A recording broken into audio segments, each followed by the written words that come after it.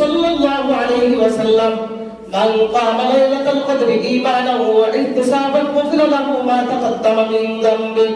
আল্লাহর রাসূল বলেন, যে ব্যক্তি শবে কদরের রাতে ঈমানের হালতে ঈমানের সহিত সাদের উদ্দেশ্যে এই রাত্রিতে জাগরণ করবে, আল্লাহ পাক রব্বুল আলামিন তার পূর্বের সমস্ত জিন্দেগীর গুনাহ আল্লাহ মাফ করে দেন। সুবহানাল্লাহ। এই রাত্রিতে যদি কেউ ইবাদত করে, ইবাদত করার কারণে বান্দার পূর্বের যত গুনাহ আছে সব আল্লাহ মাফ করে দেন। আরেক হাদিসে আছে, আল্লাহর রাসূল বলেন, قال رسول الله صلى الله عليه وسلم فيه ليلة خير من ألف شهر من حرم خيرها فقد حرم। আল্লাহর রাসূল বলেন, এই শবে কদরের রাতে যদি কোনো নাফরমান যদি ইবাদতের মাধ্যমে যদি রাতটা কাটায় না, দুনিয়ার জায়গাতে যুক্ত হইয়া যদি এই রাতটাকে কাটায় দেয়, আল্লাহর কসম করে বলি, যদি কোনো বান্দা ইবাদত না করে, আল্লাহর রাসূল বলেন, হে আমার কাছে একদম সর্বহারা। আলহামদুলিল্লাহ। সর্বহারা আমরা কাকে বলি? যার বাবা মা নাই, যার বাড়ি ঘর নাই, যার আত্মীয় স্বজন কেউ নাই, ছেলে সন্তান কেউ নাই, বাড়ি ঘর বিটা কোনো কিছুই নাই, তাকে আমরা সর্বহারা বলি না?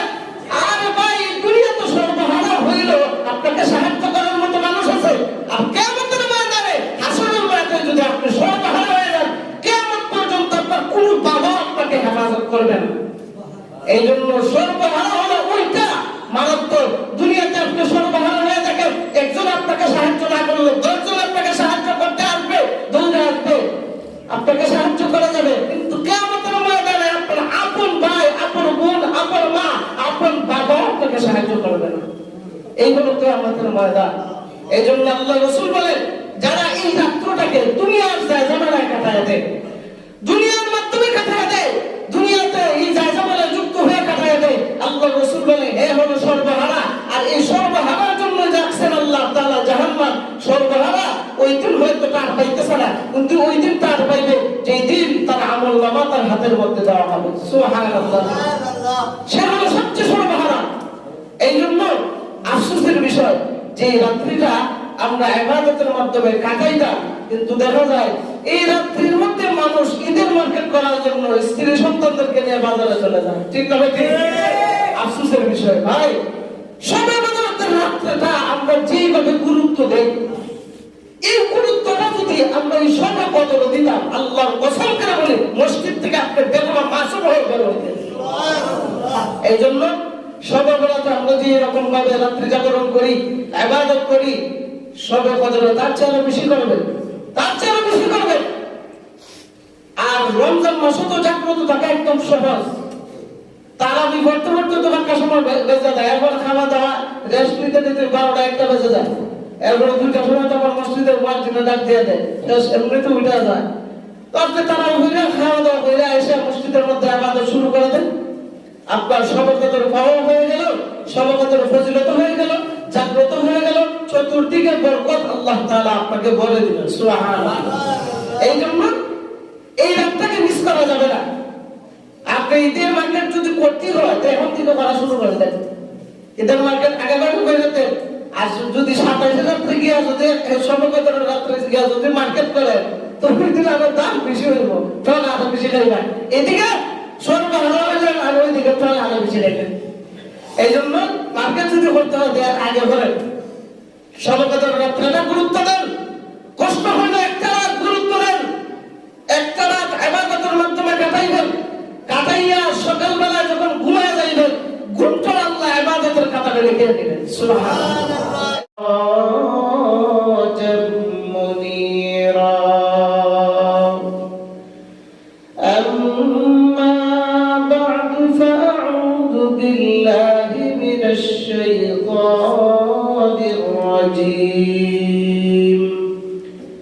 بسم الله الرحمن الرحيم إنا أنزلناه في ليلة القدر وما أدراك ما ليلة القدر ليلة القدر خير من 1000 شهر تنزل الملائكة والروح فيها بإذن ربهم من كل أمر سلام هي حتى مطلع الفجر صدق الله العظيم.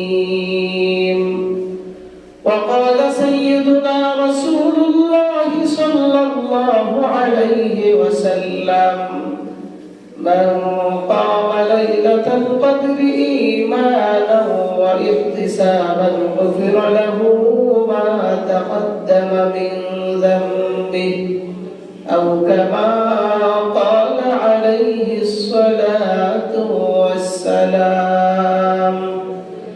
وقال تعالى في شان حبيبه ومحبوبه ومعشوقه مخبرا وآمرا إن الله وملائكته يصلون على النبي يا أيها الذين آمنوا صلوا عليه وسلموا تسليما.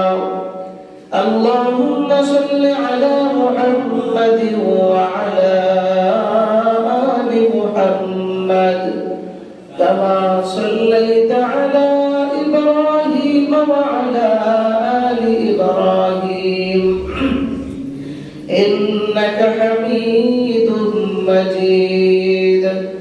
اللهم بارك على محمد وعلى آل محمد كما باركت على إبراهيم وعلى آل إبراهيم إنك حميد مجيد.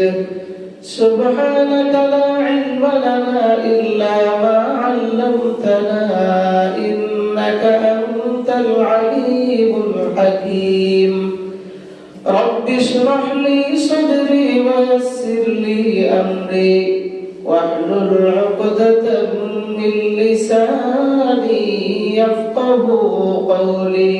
لا إله إلا الله لا إله إلا الله لا إله إلا الله لا إله إلا الله لا إله إلا الله لا إله إلا الله لا إله إلا الله لا إله إلا الله لا إله إلا الله لا إله إلا الله لا إله إلا الله محمد رسول الله صلى الله عليه وسلم. الحمد لله আল্লাহ পাক রব্বুল আলামিনের দরবারে লাখো কোটি শুকর ও সুজুদ যে মহান দয়াময় রব্বুল আলামিন আপনি আমাদেরকে রমজানুল মুবারকের বরকতময় জুমা আদায় করার লক্ষ্যে আল্লাহ তাআলার ঘর তথা মসজিদে আসার সুযোগ দান করে দিয়েছেন। পাশাপাশি কোরআন এবং হাদিস থেকে দ্বীনি কিছু আলোচনা শুনিয়ে আমল করার সুযোগ দান করেছেন। এই জন্য এই মহান রব্বুল কাবার দরবারে আমরা অন্তরের অন্তঃস্থল থেকে কালিমাতুশ শুকর আদায় করছি আলহামদুলিল্লাহ আলহামদুলিল্লাহ। আর অত্যন্ত শুকরিয়ার বিষয় যে আল্লাহ পাক রব্বুল আলামিন অসুস্থতা নিয়ামত না দিয়ে আমাদেরকে দুনিয়ার জায়জামানাতে দুর্যোগ না করে তার রহম ও করমের মাধ্যমে কুদরতি পাহাড়ের মাধ্যমে আল্লাহ তাআলা আমাদেরকে মসজিদ পর্যন্ত পৌঁছায় দিয়েছেন। এই জন্য আমরা এটাকে গনিমত মনে করি। আর এটা একমাত্র আল্লাহর পক্ষ থেকে আমাদের উপর একটা বোনাস। আমাদের মতো অনেক মানুষ হাসপাতালের সিটে গড়াগড়ি করতেছে, আমাদের মতো এরকম ভাবে মানুষ এমন আছে যে নাফরমান বান্দা শরীরে শক্তি থাকা সত্ত্বেও রোজা রাখতেছে না। আমাদের মতো এমন মানুষ আছে, শরীরে শক্তি আছে, হাত আছে, পা আছে, সবকিছু আছে, ইচ্ছা করলে সে মসজিদে আসতে পারে, কিন্তু আসে নাই। বোঝা গেল সে কপাল ভরা, আর আমরা হলাম চাঁদ কপালে। সুবহানাল্লাহ। বান্দা তখনই ইবাদত করতে পারে যখনই বান্দা আল্লাহর মনোনীত হয়ে যায়। আল্লাহর মনোনীত যদি কোনো বান্দা না হয়, সে হাজারো কোটি কোটি টাকার মালিক হলে এক ওয়াক্ত নামাজ তার কপালে জুটে না। মাকবুলিয়তের দরজা এমন এক দরজা, যেই দরজাটা আল্লাহর কাছ থেকে চেয়ে নিতে হয়। মানুষ হয়ে গেলে হয় না, প্রকৃত মানুষ হওয়া লাগে। আল্লাহর বান্দা শুধু সৃষ্টিগত ভাবে হয়ে গেলে হয় না, আল্লাহর প্রকৃত বান্দা হওয়া লাগে। আল্লাহর প্রকৃত বান্দা যদি কোনো বান্দা হতে যায়, তো অবশ্যই আল্লাহ তাআলার ইবাদত ছাড়া, আল্লাহ তাআলার গোলামি ছাড়া এর বিকল্প কোনো রাস্তা নাই। মানুষ হয়ে গেলে যদি আল্লাহর প্রকৃত বান্দা হয়ে যেত, তো হিন্দু, বৌদ্ধ, খ্রিস্টান যা অন্য ধর্মাবলম্বীরা যারা আছে, তারাও আল্লাহর খাস বান্দা হয়ে যেত। এই জন্য আল্লাহ তাআলা কোরআনুল কারীমের মধ্যে বলেছে, ইয়া আইয়ুহাল্লাযীনা আমানু আমিনু, হে ঈমানদারগণ, ডাক দিয়ে আবার বল মুসলমান হও, ভালো করে মুসলমান। বোঝা গেল মুসলমানের করে জন্ম নিয়ে গেলে প্রকৃত মুসলমান হওয়া যায় না। রাসূলের উম্মত হিসাবে দুনিয়াতে জন্ম নিলেই প্রকৃত উম্মত হওয়া যায় না। রাসূলের সুন্নাহকে পুরোপুরি ভাবে আঁকড়ে ধরে তা অনুযায়ী আমল করলে ওইটাকে বলা হয় খাঁটি উম্মত। আর কোন বান্দা যদি আল্লাহর ইবাদত ভালো করে করে, আল্লাহ তাআলার ভয় ভীতি নিয়ে সবসময় চলে, তাকে বলে প্রকৃত বান্দা। আর তার দ্বারাই কখনো গুনাহের কাজ হতে পারে না। ওই সমস্ত বান্দাদের জন্যই আল্লাহ পাক রব্বুল আলামিন রমজানুল মুবারককে বোনাস হিসেবে দিয়েছেন। সুবহানাল্লাহ। তার পাশাপাশি যত গুনাহগার বান্দা আছে তাদের জন্য স্পেশাল এক বোনাস, যে বান্দা রমজানুল মুবারক এমন একটা বোনাস, যে রমজানুল মুবারকে মানুষ গুনাহ করতে খুব হিমশিম খায়। রমজানুল মুবারকে ইচ্ছাকৃত গুনাহ করতে গেলে একটা বিধান ভয় ভীতি থাকে, যে মানুষের কাছে কি আমি লজ্জিত হই নাকি, আল্লাহর কাছে তো লজ্জিত হই আছি, মানুষ আমাকে লজ্জিত করে নাকি, এই ভয়তে বান্দা অন্য মাসে যে গুনাহগুলো করত ওই গুনাহ থেকে অন্ততপক্ষে এই রমজানুল মুবারকে বিরত থাকে। সুবহানাল্লাহ। কেন? এই রমজানুল মুবারকে আল্লাহ তাআলা যে সমস্ত শয়তানগুলো তাকে গুনাহ করাইতো, এই সমস্ত শয়তানগুলোকে আল্লাহ তাআলা তার কুদরতি জিনজির দ্বারা বেঁধে রেখেছেন। সুবহানাল্লাহ। এই জন্য মানুষ ইচ্ছা করলো গুনাহ করতে পারে খুব কম। রমজান যেহেতু সমস্ত শয়তানগুলো বাধা অবস্থায়, এরপরে অনেক মানুষ গুনাহ করে। কেন? এই যে আগে গুনাহ করছে, এই আসরটা তার শরীরের মধ্যে রয়ে গেছে, রয়ে যাওয়ার কারণে এই জন্য এখনো তার গুনাহ করতে মন চায়। আতর শরীরের মধ্যে যখন আমরা লাগাই, আতরের গ্রাম কি হতে তাড়াতাড়ি চলে যায় না। যে শিশির থেকে আমরা আতর লাগাই, এই শিশিটা আতর দিয়ে চলে যায়, কিন্তু তার ভিতরে যে গুণটা আছে গুণটা থেকে যায়। থেকে যাওয়ার কারণে যতক্ষণ পর্যন্ত এই গুণটা অব্যাহত থাকে, তখন মানুষের সামনে যত হাঁটাচলা করে, তখন তার এই গুণের এই গ্রামটা ছড়ায় দেয়, আর মানুষ এটা থেকে উপভোগ করে এবং তার প্রতি খুশি হয়। ঠিক তদ্রূপভাবে আল্লাহর বান্দারা যখন গুনাহ করে অন্য মাসে রমজানুল মুবারকে শয়তানগুলোকে আল্লাহ বেঁধে ফেলে, এরপর বান্দা গুনাহ করে কেন? ওই যে অতীতে গুনাহ করছিল নফসের দুঃখে পড়িয়া, নফসটাকে গুনাহে নিমজ্জিত করার কারণে শয়তানের যে আসরটা ছিল, এই আসরটা এখনো রয়ে গেছে, এই আসর অনুপাতে এখনো সে গুনাহ করে। এই জন্য রমজানুল মুবারক এটা আমাদের জন্য অনেক বড় একটা নিয়ামত। রমজানুল মুবারকে যে নিজেকে নিজে পরিশুদ্ধ করতে পারলো, তার মতো চাঁদ কপালে আর দুনিয়ার মধ্যে আর কেউ নাই। সুবহানাল্লাহ। এই জন্য রমজানুল মুবারক আমাদের জন্য অনেক বড় একটা বোনাস। রমজানুল মুবারককে আল্লাহ তিনটা ভাগে বিভক্ত করেছেন। এক নম্বর ভাগের নাম রেখেছিলেন রহমত, দ্বিতীয় ভাগের নাম রাখছেন মাগফিরাত, তৃতীয় ভাগের নাম হলো নামাজ, এই নাজাত। এই নাজাতের যে দশকটা, এই দশকের মধ্যে আমরা চলে আসছি। এই নাজাতের দশকের মধ্যে আল্লাহ পাক রব্বুল আলামিন এমন এক বরকতপূর্ণ রাত রাখছেন, যেই বরকতপূর্ণ রাতের মধ্যে কোনো বান্দা যদি ইবাদত করে, আল্লাহ তার পূর্বের জিন্দেগীর সমস্ত গুনাহ আল্লাহ মাফ করে দেন। সুবহানাল্লাহ। এই যে মাসটা অতিবাহিত হয়েছে, এই মাসটা কি নাজিলের মাস বলেন তো? কোরআন নাযিলের মাস। আবার এই মাসের মধ্যে কোরআন যে রাত্রিতে নাযিল হয়েছিল এই রাত্রির নাম হলো শবে কদরের রাত। সুবহানাল্লাহ। আমার তেলাওয়াতকৃত সূরা আল্লাহ তাআলা বলেন ইন্না আনজালনাহু ফি লাইলাতিল কদর, আমি কোরআনকে নাযিল করেছি এই রাতে, যে রাতটা হলো শবে কদরের রাত।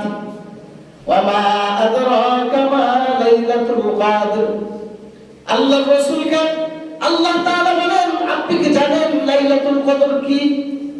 যে লাইলাতুল কদরের ব্যাপারে আমি কোরআনের মধ্যে বলতেছি, আপনি কি জানেন এটা কি? তানাজ্জালুল মালাইকাতু ওয়ার রূহু ফিহা বিইذনি রাব্বিহিম মিন কুল্লি আমর, প্রত্যেক কাজে তারা আসমান থেকে ফেরেশতারা দুনিয়ার মধ্যে নেমে আসে। জিবরাইল আলাইহিস সালাতু ওয়াস সালাম সমস্ত ফেরেশতাদেরকে নিয়ে নিচের আসমানে চলে আসে। সুবহানাল্লাহ। সালামুন হিয়া হাত্তা মাতলাইল ফাজর, যে রাতটা আমি শবে কদরের রাতটা আমি দিয়েছি এই রাতটার সীমা কতটুকু জানেন কি আপনি? সীমাটা হলো যখন সূর্য যখন অস্ত চলে যায়, অস্ত যাওয়ার সাথে সাথে এরপর থেকে ফজরের আযানের ফজরের নামাজের আগ পর্যন্ত এই রাতটাকে আমি আল্লাহ অতিবাহিত রেখে দেই। সুবহানাল্লাহ। অর্থাৎ এই রাতের মধ্যে বান্দা যখন ইবাদত করবে তখন আমার মনোনীত হবে। যে সূরাটা আপনাদের সামনে বললাম এই সূরাটা নাযিল হওয়ার প্রেক্ষাপট কি? নাযিল হওয়ার প্রেক্ষাপট হলো তাফসীর ইবনে কাসিরের মধ্যে আল্লামা ইবনে কাসির রাহমাতুল্লাহি আলাইহি বলেন আন্নান নবী সাল্লাল্লাহু আলাইহি ওয়াসাল্লাম যাকারা রাজুলান মিন বনি ইসরাঈল, আল্লাহর রাসূল সাল্লাল্লাহু আলাইহি ওয়াসাল্লাম সমস্ত সাহাবায়ে কেরামের সামনে আল্লাহর রাসূল বনি ইসরাঈলের এক ব্যক্তির কথা আলোচনা করতেছেন। লাবিসা সিলাহা ফি সাবিলিল্লাহি আলফা শাহরিন, আল্লাহর রাসূল সমস্ত সাহাবায়ে কেরামের সামনে আলোচনা করতেছেন, হে সাহাবায়ে কেরাম, বনি ইসরাঈলের মধ্যে এমন এক ব্যক্তি ছিল যে ব্যক্তি 1000 মাস আল্লাহর রাস্তায় সে জিহাদ করেছে। সুবহানাল্লাহ। 1000 মাস আল্লাহর রাস্তায় জিহাদ করেছে। ফাজিবান লিল মুসলিমিন যালিক, এই কথা যখন আল্লাহর রাসূল সমস্ত সাহাবায়ে কেরামের কাছে বলছেন, সমস্ত সাহাবায়ে কেরাম চমকে গেছেন। ইয়া রাসূলুল্লাহ, ইয়া হাবিবাল্লাহ, শুনেছি পূর্ববার উম্মত যারা আছে তাদের হায়াতের দরজা নাকি অনেক লম্বা ছিল। হ্যাঁ অবশ্যই ছিল, কিন্তু আমাদের তো হায়াত এত না। তা সে 1000 মাস আল্লাহর রাস্তায় জিহাদ করেছে, না জানি তার কতটুকু নেকি অর্জন করেছে। আল্লাহু আকবার। সাহাবায়ে কেরাম এই কথা বলার সাথে সাথে আল্লাহর রাসূল সাল্লাল্লাহু আলাইহি ওয়াসাল্লাম চিন্তিত হয়ে গেলেন। এমনি ফাআনজালাল্লাহু সূরাতুল কদর, সাথে সাথে জিবরাইল আলাইহিস সালাতু ওয়াস সালাম এই সূরা কদর আল্লাহর রাসূলের সামনে নাযিল করে দিলেন। সুবহানাল্লাহ। ইয়া রাসূলুল্লাহ, ইয়া হাবিবাল্লাহ, আপনি চিন্তা করার কোনো কারণ নাই। আপনি যে ফজিলতটা বনি ইসরাঈলের এই ব্যক্তির ফজিলতটা আপনার উম্মতের সামনে বলার সাথে সাথে সাহাবায়ে কেরাম অবাক হয়ে গেছেন। ইয়া রাসূলুল্লাহ, ইয়া হাবিবাল্লাহ, তারা আফসোস করতেছে যে তাদের নেকি কি এমন হবে।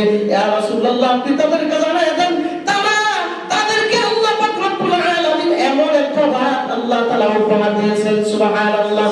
তার নামটা হলো শবে কদরের রাত। ইয়া রাসূলুল্লাহ, তাদেরকে বলেন এই যে বনি ইসরাঈলের ব্যক্তি 1000 মাস প্রায় 83 বছর যাবত যুদ্ধ করেছে, যুদ্ধ করিয়াছে, নেকি অর্জন করেছে, এই শবে কদরের রাতে যদি আপনার কোন উম্মত যদি রাত্রিবেলা জাগরণ করে যদি কিয়ামুল লাইল নামাজের মধ্যে দাঁড়ায় যায়, ইবাদতের মধ্যে রাত্রে কাটায় দেয়, আল্লাহ পাক রব্বুল আলামিন 1000 মাসের জিহাদের চাইতে তার দ্বিগুণ সওয়াব আল্লাহ তাআলা আমলনামা দান করবে। সুবহানাল্লাহ। এই রাত্রিতে ইবাদত করলে লাভ আছে না ভাই? এই হলো নাযিল হওয়ার প্রেক্ষাপট। এবার আসে লাইলাতুল কদরের ব্যাপারে। দ্বিতীয় কথা, লাইলাতুল কদর হলো কোরআন নাযিল হওয়ার রাত। যে রাত্রিতে কোরআন নাযিল হয়েছে ওই রাত্রিটার নাম হলো শবে কদর অর্থাৎ লাইলাতুল কদর। হযরত আব্দুল্লাহ ইবনে আব্বাস রাদিয়াল্লাহু তাআলা আনহু বলেন, রাসূল সাল্লাল্লাহু আলাইহি ওয়াসাল্লাম বলেন, আনজালাল্লাহুল কুরআন জুমলাতান ওয়াহিদা মিনাল লাওহিল মাহফুজ ইলা বাইতিল ইজ্জাতি মিন সামাঈদ দুনিয়া। সুবহানাল্লাহ। আল্লাহর রাসূল সাল্লাল্লাহু আলাইহি ওয়াসাল্লাম বলেন কুরআন নাযিল হয়েছে লাইলাতুল কদরের রাতে। যে কদরের রাতের মধ্যে, লাইলাতুল কদরের রাতের মধ্যে লৌহে মাহফুজের মধ্যে কুরআন নাযিল হয়েছে। নাযিল হওয়ার পর এই লৌহে মাহফুজ থেকে আল্লাহ পাক রব্বুল আলামিন কুরআনকে প্রথম আসমানে একটা ঘর আছে, তার নাম হলো বাইতুল ইজ্জা। তার নাম কি? বাইতুল ইজ্জা নামক ওই ঘরের মধ্যে লৌহে মাহফুজ থেকে আল্লাহ পাক রব্বুল আলামিন প্রথম আসমানে এই বাইতুল ইজ্জার মধ্যে আল্লাহ তাআলা নাযিল করেছেন। সুবহানাল্লাহ। কোন রাত্রিতে? শবে কদরের রাত্রিতে আল্লাহ পাক রব্বুল আলামিন এই বাইতুল ইজ্জাতে নাযিল করেছেন। এরপর আল্লাহ রাসূল বলেন ثم نزل مفصلا بحسب الوقائع في 23 سنة على رسول الله صلى الله عليه وسلم। এই বাইতুল ইজ্জা নামক ঘরের ভিতর থেকে আল্লাহ পাক রব্বুল আলামিন প্রয়োজন অনুপাতে যে সময় যত আয়াত প্রয়োজন, 2 আয়াত 3 আয়াত এভাবে নাযিল করতে করতে ক্রমান্বয়ে প্রায় 23 বছরে আল্লাহর রাসূলের উপর নাযিল করা হয়েছে। সুবহানাল্লাহ। প্রায় 23 বছরে নাযিল করা হয়েছে। আর শবে কদরের রাতে লৌহে মাহফুজ থেকে প্রথম আসমানে একটা ঘর আছে বাইতুল ইজ্জা, ওই বাইতুল ইজ্জার মধ্যে নাযিল করা হয় এই কুরআনুল কারীমকে। আর এই বাইতুল ইজ্জা ঘর থেকে প্রয়োজন অনুপাতে ক্রমান্বয়ে 23 বছরে আল্লাহর রাসূলের উপর নাযিল করা হয়েছে। সুবহানাল্লাহ। এই শবে কদরের রাত যেটা আমাদের সামনে আসতেছে, এই জন্য এই শবে কদরের রাতটা আমরা বড় গুরুত্ব দেওয়ার দরকার, বড় গুরুত্ব দেওয়ার দরকার। এবার আসেন লাইলাতুল কদরের ব্যাপারে তৃতীয় কথা। লাইলাতুল কদর 1000 মাসের চাইতে উত্তম। কোন 1000 মাস? যে 1000 মাসের চাইতে উত্তম, যেই 1000 মাসের মধ্যে লাইলাতুল কদর নাই। সুবহানাল্লাহ। যে 1000 মাসের মধ্যে কি নাই? লাইলাতুল কদর নাই। মুহররম মাসের মধ্যে আছে, সফর মাসের মধ্যে নাই। জমাদিউল উলা, জমাদিউল উখরা, রজব, শাবান, শাওয়াল আছে? নাই। জিলকদ, জিলহজ এগুলোর মধ্যে লাইলাতুল কদর নাই। শুধু এক মাসের মধ্যে আছে, সেটার নাম কি? রমজানুল মুবারক। রমজানুল মুবারকের মধ্যে 3 দশকের মধ্যে, তৃতীয় দশকের মধ্যে হলো লাইলাতুল কদর। যেই রাত্রিতে আল্লাহ তাআলা কুরআনুল কারীমকে দুনিয়াতে বাইতুল ইজ্জার মধ্যে নাযিল করেছেন। সুবহানাল্লাহ। লাইলাতুল কদরের ফজিলত কি? বুখারী শরীফের 35 নম্বর হাদিস, আল্লাহর নবী বলেন ক্বালা রাসূলুল্লাহ সাল্লাল্লাহু আলাইহি ওয়াসাল্লাম মান ক্বামা লাইলাতুল কদরি ঈমানান ওয়া ইহতিসাবান গুফিরা লাহু মা তাকদ্দামা মিন যামবি। আল্লাহর রাসূল বলেন যেই ব্যক্তি শবে কদরের রাতে ঈমানের হালতে ঈমানের সহিত সাহাবের উদ্দেশ্যে এই রাত্রিতে জাগরণ করবে, আল্লাহ পাক রব্বুল আলামিন তার পূর্বের সমস্ত জিন্দেগীর গুনাহ আল্লাহ মাফ করে দেন। সুবহানাল্লাহ। এই রাত্রিতে যদি কেউ ইবাদত করে, ইবাদত করার কারণে বান্দার পূর্বের যত গুনাহ আছে সব আল্লাহ মাফ করে দেন। আরেক হাদিসে আছে আল্লাহর রাসূল বলেন ক্বালা রাসূলুল্লাহ সাল্লাল্লাহু আলাইহি ওয়াসাল্লাম ফীহি লাইলাতুন খায়রুম মিন আলফি শাহর মান হুরিমা খায়রাহা ফাকাদ হুরিমা। আল্লাহর রাসূল বলেন এই শবে কদরের রাতে যদি কোনো নাফরমান যদি ইবাদতের মাধ্যমে যদি রাতটা কাটায় না, দুনিয়ার জায়গাতে যুক্ত হইয়া যদি এই রাতটাকে কাটায় দেয়, আল্লাহর কসম করে বলি যদি কোনো বান্দা ইবাদত না করে, আল্লাহর রাসূল বলেন হে আমার কাছে একদম সর্বহারা। নাউজুবিল্লাহ। সর্বহারা আমরা কাকে বলি? যার বাবা মা নাই, যার বাড়ি ঘর নাই, যার আত্মীয় স্বজন কেউ নাই, ছেলে সন্তান কেউ নাই, বাড়ি ঘর বিটা কোনো কিছুই নাই, তাকে আমরা সর্বহারা বলি না? আরে ভাই দুনিয়া তো সর্বহারা হইল, আপনাকে সাহায্য করার মতো মানুষ আছে? আর কিয়ামতের ময়দানে হাসরের ময়দানে যদি আপনি সর্বহারা হয়ে যান, কিয়ামত পর্যন্ত আপনার কোনো বাবা আপনাকে হেফাজত করবে না। এই জন্য সর্বহারা হলো ওইটা মারাত্মক। দুনিয়াতে আপনি সর্বহারা হয়ে থাকেন, একজন আপনাকে সাহায্য না করলো 10 জন আপনাকে সাহায্য করতে আসবে, দৌড়ে আসবে, আপনাকে সাহায্য করা যাবে। কিন্তু কিয়ামতের ময়দানে আপনার আপন ভাই, আপন বোন, আপন মা, আপন বাবা আপনাকে সাহায্য করবে না। এই হলো কিয়ামতের ময়দান। এই জন্য আল্লাহ রাসূল বলেন যারা এই রাত্রটাকে দুনিয়ার জায়জামানায় কাটায় দেয়, দুনিয়ার মাধ্যমে কাটায় দেয়, দুনিয়াতে এই জায়জামানায় যুক্ত হয়ে কাটায় দেয়, আল্লাহ রাসূল বলেন এ হলো সর্বহারা। আর এই সর্বহারার জন্য যাচ্ছেন আল্লাহ তাআলা জাহান্নাম। সর্বহারা ওই দিন হয়তো তার পাইতেছে না, কিন্তু ওই দিন তার পাইবে যেই দিন তার আমলনামা তার হাতের মধ্যে দেওয়া হবে। সুবহানাল্লাহ। সে হলো সবচেয়ে সর্বহারা। এই জন্য আফসোসের বিষয় যে রাত্রিটা আমরা ইবাদতের মাধ্যমে কাটাইতাম, কিন্তু দেখা যায় এই রাত্রির মধ্যে মানুষ ঈদের মার্কেট করার জন্য স্ত্রী সন্তানদেরকে নিয়ে বাজারে চলে যায়। ঠিক না ভাই? আফসোসের বিষয় ভাই, শবে বদরের রাত্রিটা আমরা যেভাবে গুরুত্ব দেই, এই গুরুত্বটা যদি আমরা এই শবে বদরে দিতাম, আল্লাহর কসম করে বলি মসজিদ থেকে আপনি বেদনা মাসুম হয়ে বের হইতেন। এই জন্য শবে বদরে আমরা যে এরকম ভাবে রাত্রি জাগরণ করি, ইবাদত করি, শবে বদরে তার চেয়ে বেশি করবেন, তার চেয়ে বেশি করবেন। আর রমজান মাসে তো জাগ্রত থাকা একদম সহজ। তারাবি পড়তে পড়তে তো একটা সময় বেজে যায়, এরপর খাওয়া দাওয়া রেস্ট নিতে নিতে 12টা 1টা বেজে যায়, এরপর 2টার সময় তো আবার মসজিদের মুয়াজ্জিন ডাক দিয়ে দেয়, এমনিতে উঠে যায়। তারপরে তারাবি হইলে খাওয়া দাওয়া করে এসে মসজিদের মধ্যে ইবাদত শুরু করে দেন। আপনার শবে কদর পাওয়া হয়ে গেল, শবে কদর ফজিলত হয়ে গেল, জাগ্রত হয়ে গেল, চতুর্দিকে বরকত আল্লাহ তাআলা আপনাকে ভরে দিবেন। সুবহানাল্লাহ। এই জন্য এই রাতটাকে মিস করা যাবে না। আপনি ঈদের মার্কেট যদি করতে হয় তো এখন থেকে করা শুরু করে দেন। ঈদের মার্কেট আগে ভাগে করে দিতেন, আর যদি 27 রাত্রে গিয়া যদি শবে কদরের রাত্রে গিয়া যদি মার্কেট করেন তো ওই দিন আবার দাম বেশি হইব, তখন আরো বেশি খাইবেন। এদিকে সর্বহারা হইলেন আর ওইদিকে তখন আরো বেশি খাইবেন। এই জন্য মার্কেট যদি করতে হয় আগে করেন, শবে কদরের রাত্রেটা গুরুত্ব দেন। কষ্ট হইলে একটা রাত গুরুত্ব দেন, একটা রাত ইবাদতের মাধ্যমে কাটাইবেন, কাটাইয়া সকালবেলা যখন ঘুমায় যাইবেন ঘুমটা আল্লাহ ইবাদতের কাতারে লিখে দিবেন। সুবহানাল্লাহ। এই জন্য শবে কদরের রাতটা গুরুত্ব দেওয়া দরকার। আরেক হাদিসে আল্লাহর রাসূল বলেন, ক্বালা রাসূলুল্লাহ সাল্লাল্লাহু আলাইহি ওয়াসাল্লাম, ইযা কানা লাইলাতুল কদরি নাযালা জিবরাইল ফি কাবকাবাতিন মিনাল মালাইকাতি ইউসাল্লুনা আলা কুল্লি আবদিন কাইমিন আও কাঈদিন ইয়াযকুরুল্লাহ আযজা ওয়া জাল। সুবহানাল্লাহ। আল্লাহর রাসূল বলেন, শবে কদরের রাতে যখন শুরু হয়ে যায়, জিবরাইল আলাইহিস সালাতু ওয়াস সালাম আসমান থেকে একদল ফেরেশতা নিয়ে দুনিয়ার মধ্যে আগমন করেন। সুবহানাল্লাহ। আগমন করে আর রাত্রিবেলা যখন দেখে কোন বান্দা রাত্রি জাগরণ করে দাঁড়ায় অথবা বসিয়া আল্লাহর জিকিরের মাধ্যমে রাত্রটা কাটায় দেয়, আল্লাহ তাআলা ওই রহমতের ফেরেশতাগুলা বান্দার চতুর্দিকে বেষ্টন করিয়া রেখে মাগফিরাতের দোয়া করতে থাকে। সুবহানাল্লাহ। তার জন্য মাগফিরাতের দোয়া করতে থাকে। এই জন্য আল্লাহ তাআলা রমজান তো এমনি শয়তান থেকে, দুষ্ট জিন থেকে আল্লাহ সেফটি রাখছেন। এরপর শবে কদরের রাতে বান্দার জন্য কোনো সমস্যা না হয়, কোনো আমল করতে যত সমস্যা না হয়, এরপর আল্লাহ জিবরাইল আলাইহিস সালাতু ওয়াস সালামকে আসমান থেকে পাঠায় বান্দাকে বেষ্টন করে রাখো আর মাগফিরাতের দোয়া করতে থাকে। সুবহানাল্লাহ। কতটুকু বেষ্টন করে রাখছে। এরপর আসেন লাইলাতুল কদর কবে, কোন দিন?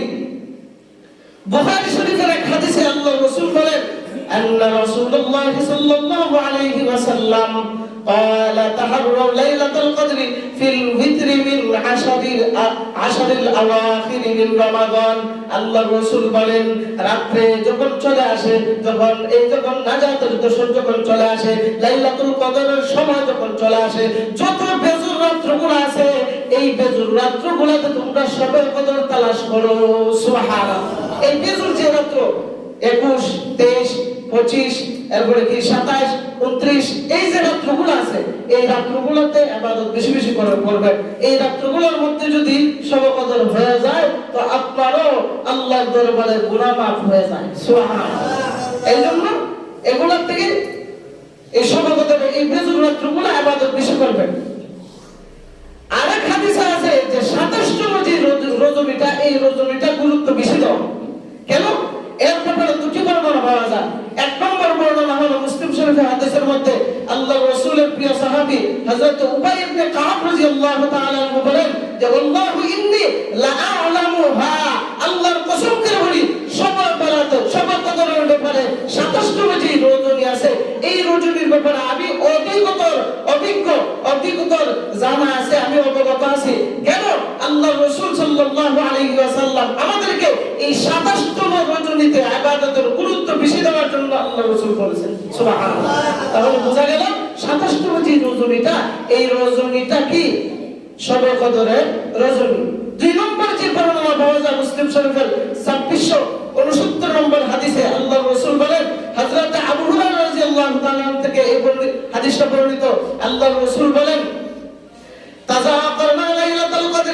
ইনদা রাসূলিল্লাহি সাল্লাল্লাহু আলাইহি ওয়াসাল্লাম, আল্লাহর রাসূলের সামনে আমরা শবে কদর নিয়ে আলোচনা করতেছিলাম যে কোন দিন কোন রাতে শবে কদর।